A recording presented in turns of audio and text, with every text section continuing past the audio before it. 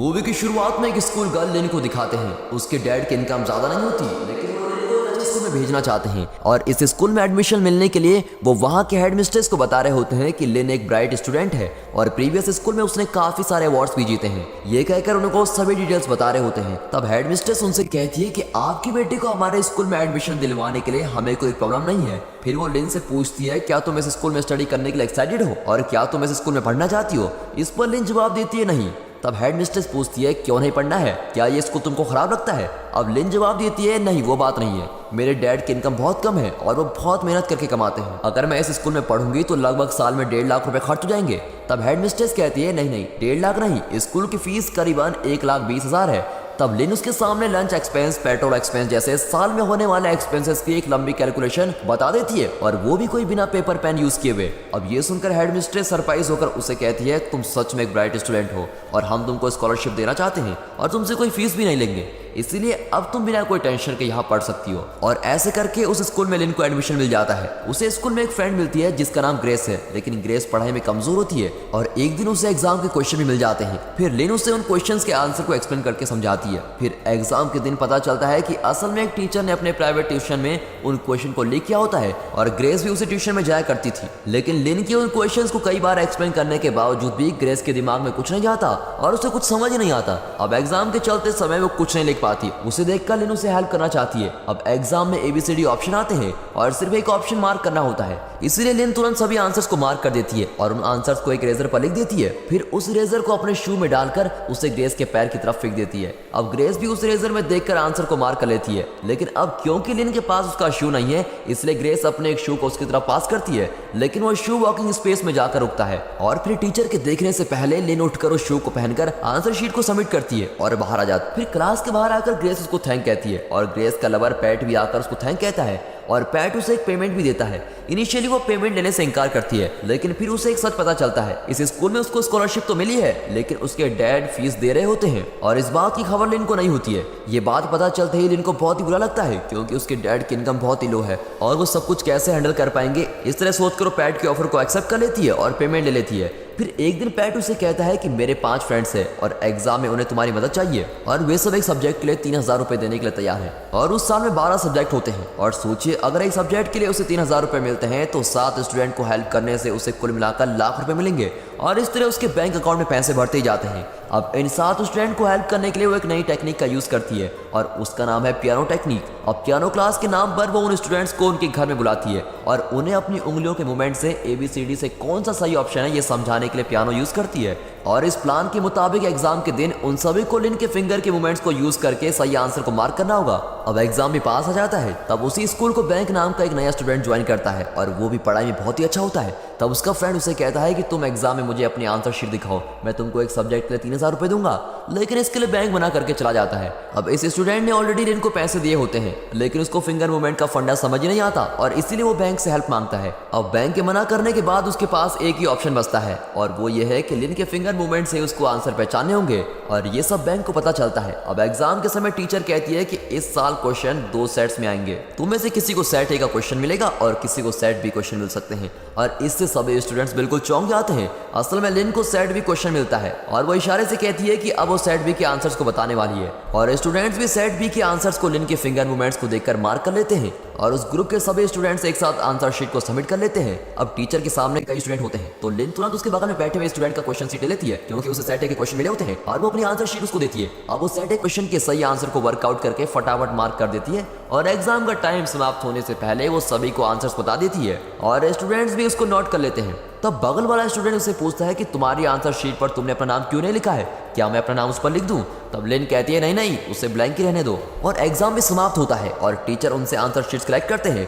फिर exam hall के बाहर बैठी हुई लिन से वो टीचर आकर कहता है कि तुमने अपना नाम नहीं डाला और आंसर शीट को सबमिट कर दिया, इसमें अपना नाम लिख कर दो। और उसी समय हेड मिस्ट्रेस लिन को बुलाती है। अब लिन घबराकर हेड मिस्ट्रेस के पास जाती है। तब वहाँ उसके बगल वाला स्टूडेंट भी रहता है। अब हेड मिस्ट्रेस लिन से पूछती है कि क्या तुमने इसकी आंसर्स कॉपी किए हैं और लिन भी कहती है नहीं।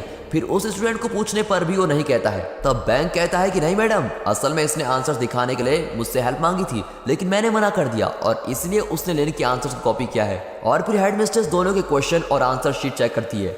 तब वो देखती है कि दोनों को अलग अलग क्वेश्चन सेट्स मिले हैं और वो टीचर हेड मिस्ट्रेस से कहती है कि क्वेश्चन अलग अलग है और एक कॉपी कैसे कर सकते हैं। बैंक लगता है कि आपको गलत इन्फॉर्मेशन मिली है और फिर ये देखकर हेड मिस्ट्रेस उन दोनों को वापस भेज देती है। लेकिन फिर हेड मिस्ट्रेस जब लिन के वर्कआउट शीट चेक करती है तब देखती है कि उसने सेट ए के आंसर को भी वर्कआउट किया है और वो फिर से लिन को बुलाकर कहती है कि तुम्हें तो सेट बी के क्वेश्चन मिले थे, तुमने सेट ए के आंसर को क्यों सॉल्व किया है, बताओ तुमने ऐसा क्यों किया। और ऐसा कहती बैंक कहता है कि उसने पैसों के लिए सब किया है। फिर पियानो क्लास और उससे कमाए हुए पैसे के बारे में पता चलते ही हेड मिनिस्टर लिन के डैड को बुलाकर कंप्लेंट करती है और उन्हें भी बहुत भला बुरा कहती है। इतना ही नहीं बल्कि अब वो लिन की स्कॉलरशिप को भी कैंसिल कर देती है और कहती है कि अब सिर्फ बैंक को ही उस स्कॉलरशिप एग्जाम देने के लिए इस स्कूल की तरफ से भेजने वाले हैं और तुमने उस अपॉर्चुनिटी को खो दिया है। इन सब बातों से उदास होकर लिन रोकर अपने घर जाती है और घर में उसके डैड उसको खूब डांटते हैं और उसके कमाए हुए सारे पैसों को लौटाने को कहते हैं और उसने जो कपड़े खरीद कर दिए थे उसको निकाल कर फेंक देते हैं। फिर दिखाते हैं कि लिन से कॉपी करने वाले स्टूडेंट को कोई इन्वेस्टिगेट कर रहा था और उन्हें वो स्टूडेंट जवाब दे रहे होते हैं। इसका मतलब कोई बड़े एग्जाम में कॉपी करके ये सब फंस गए हैं। और अब कहानी कंटिन्यू होती है।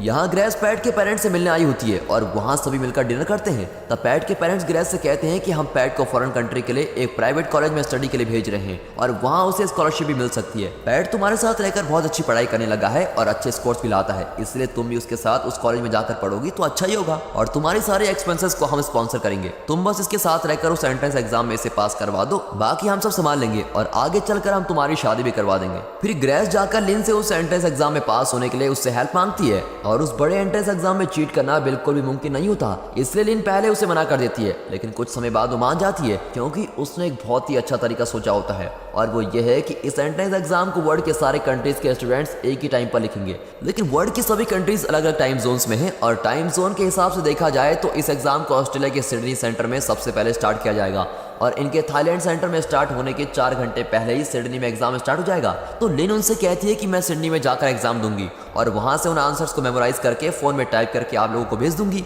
लेकिन उन आंसर्स को वो स्टूडेंट मेमोराइज नहीं कर सकते, इसलिए वो उसके लिए एक और आइडिया बनाती है और वो एक पेंसिल के बारकोड के जरिए आंसर्स को बताने का प्लान बनाती है।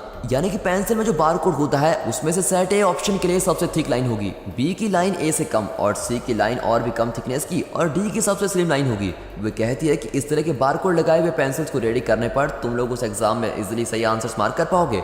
फिर वो कहती है कि इसके लिए तुम जितने हो सके उतने क्लाइंट्स को ऐड करते जाओ, इससे मिलने वाले टोटल पेमेंट में से तुम दोनों को भी शेयर मिल जाएगा। लेकिन इसमें प्रॉब्लम यह है कि सारे आंसर को पहले मार्क करके फिर उनको मॉकअप करके मोबाइल में टाइप करके भेजना होगा और इन सब के लिए वो एग्जाम टाइम काफी नहीं होगा।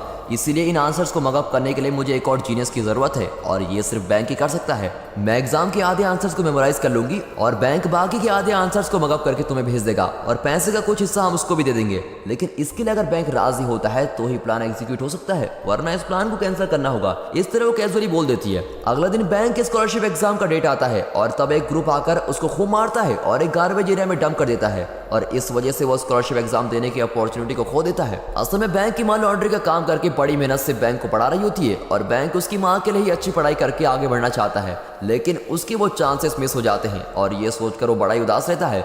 उस समय लिन बैंक से मिलने आती है और कहती है सॉरी तुम उस एंट्रेंस एग्जाम को नहीं दे पाए, लेकिन तुम हिम्मत मत हारो, अभी तुम अच्छे पैसे कमा सकते हो और फिर एक प्राइवेट कॉलेज में जाकर स्टडी कंटिन्यू कर सकते हो और अगर तुम इंटरेस्टेड हो तो इस एड्रेस पर आ जाना। और वो भी उस एड्रेस पर पहुंच जाता है और वहां जाने पर लिन उसे A to Z सभी चीजें बता देती है। तब बैंक अपने शेयर के बारे में पूछता है और लिन उसको कहती है कि तुम्हें 10 लाख रुपए मिलेंगे। फिर वो लिन से पूछता है कि तुम्हारा शेयर कितना है। लिन कहती है कि मेरा शेयर 20 लाख है और ये सुनते ही बैंक चौंक जाता है। अब वो प्रैक्टिकली हर चीज को प्लान करना शुरू करते हैं, यानी कि कैसे बात करनी है, कैसे एग्जाम लिखना है और इस तरह की बातें पहले से प्लान करके प्रिपेयर रखते हैं। और इतना ही नहीं बल्कि अगर एग्जाम में चीटिंग करते हुए पकड़े गए तो उन्हें क्या जवाब देना होगा और कैसे एक्टिंग करनी है, ये सब बातें वो रिहर्सल करते हैं। अब वे कई बार पकड़े जाने पर क्या करना है इसकी प्रैक्टिस करते रहते हैं। अगर लिन पकड़ी जाती है तो उसको क्या जवाब देना होगा ये भी प्रैक्टिस करते हैं। फिर लिन पैट से पूछती है कि अगर बैंक पकड़ा गया तो तुम क्या जवाब दोगे।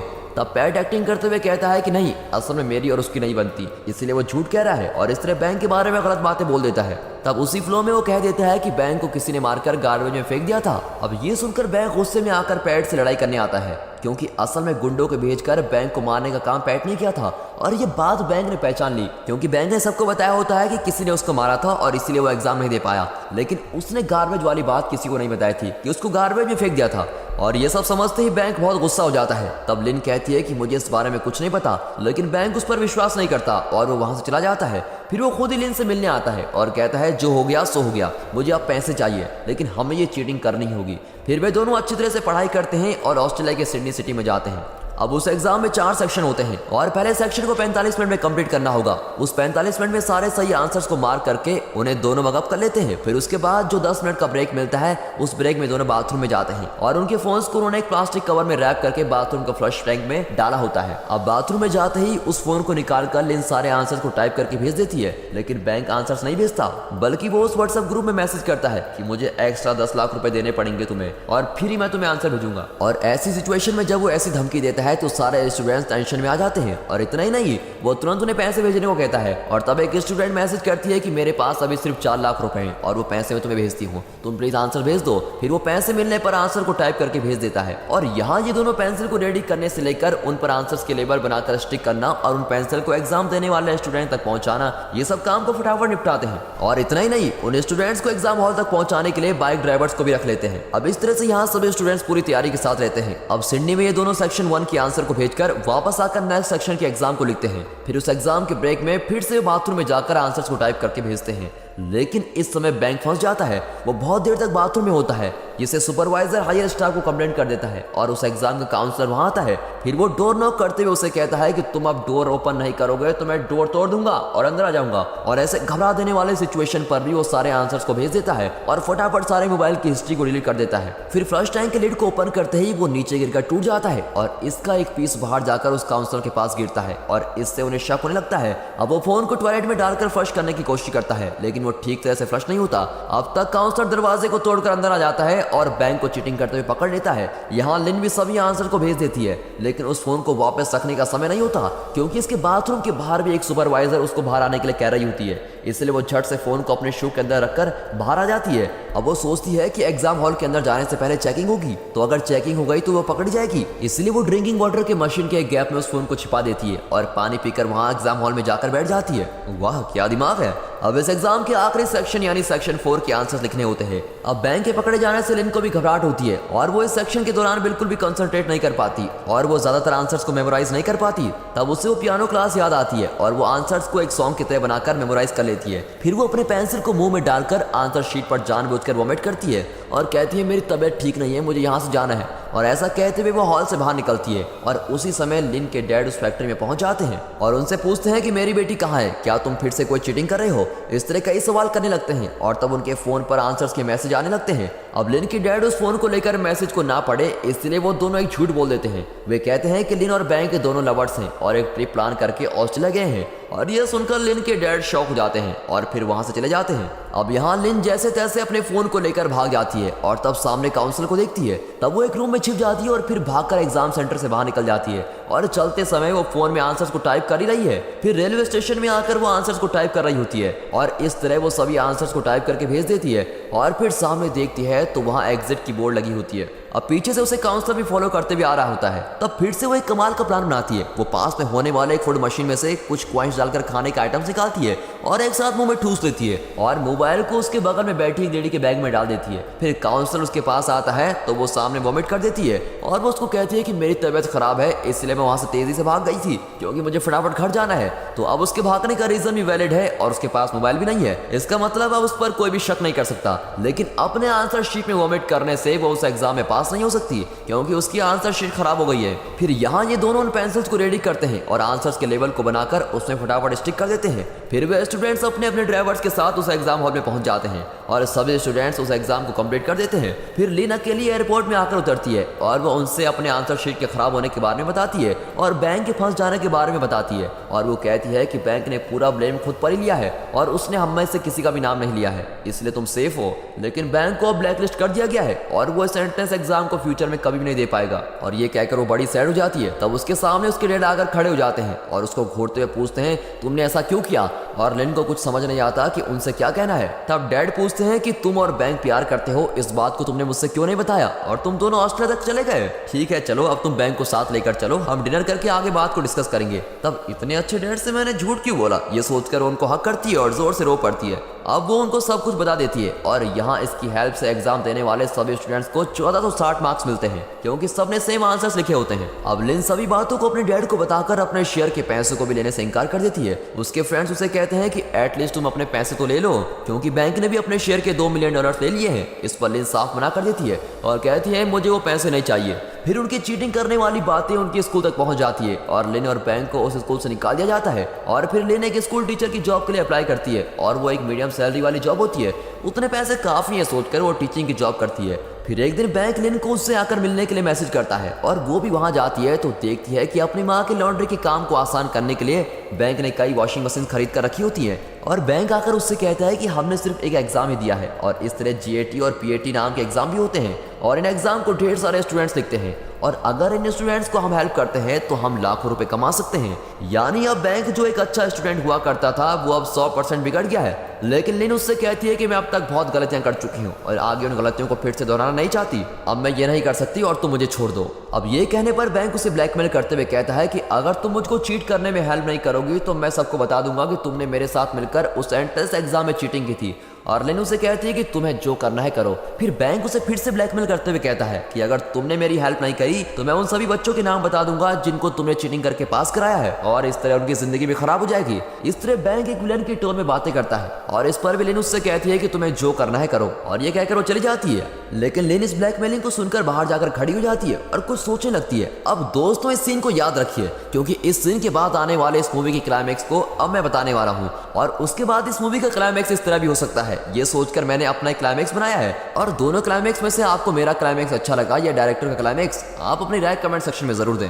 अब डायरेक्टर के क्लाइमैक्स को देखते हैं। लिन उसकी ब्लैकमेलिंग को इग्नोर करते हुए उसको कह देती है कि तुम्हें जो चाहे करना है करो और वो घर जाकर अपने डैड से सभी बातों को शेयर करती है और यहाँ बैंक भी सबकी पोल खोल देता है। लेकिन लिन के डैड उसे कहते हैं कि तुम घबराओ मत, जो भी होगा देखा जाएगा, मैं हमेशा तुम्हारे साथ हूँ और ये कहकर उसको हिम्मत देते हैं। और फिर आगे चलने वाले सब इन्वेस्टिगेशन में उसके डैड भी उसके साथ जाकर उसकी हेल्प करते हैं और इस तरह इन्वेस्टिगेशन चलते रहने पर ये मूवी यहाँ पर खत्म होती है। अब मैं अपने सोचे हुए क्लाइमैक्स को बताता हूँ। क्लाइमैक्स ये है कि बैंक जब दूसरी बार उसको ब्लैकमेल करता है तब लिन सोचती है कि अब तक तो काफी गलतियां कर चुकी हूँ तो आखिरी बार एक और गलती कर देती हूँ। फिर वो बैंक के ब्लैकमेल से डरकर उसको हाँ कर देती है और ये सभी बातें जाकर वो अपने डैड को बता देती है और कहती है कि बैंक मुझे ऐसे ब्लैकमेल कर रहा है इसलिए मेरे पास कोई और ऑप्शन नहीं है डैड, मुझे मेरे फ्रेंड्स को बचाना ही होगा और मेरी लाइफ ऑलरेडी स्पॉइल हो चुकी है लेकिन मेरे फ्रेंड्स के साथ ऐसा नहीं होना चाहिए और इस बार मैं आपसे झूठ कहकर कुछ नहीं करना चाहती हूँ इसलिए मैं आपको सब कुछ सच बता रही हूँ। अब ये सुनकर उसके डैड कहते हैं ठीक है बेटा, इस बार हम तुम्हारे फ्रेंड्स को बचाने के लिए आखिरी बार इस गलती को करेंगे।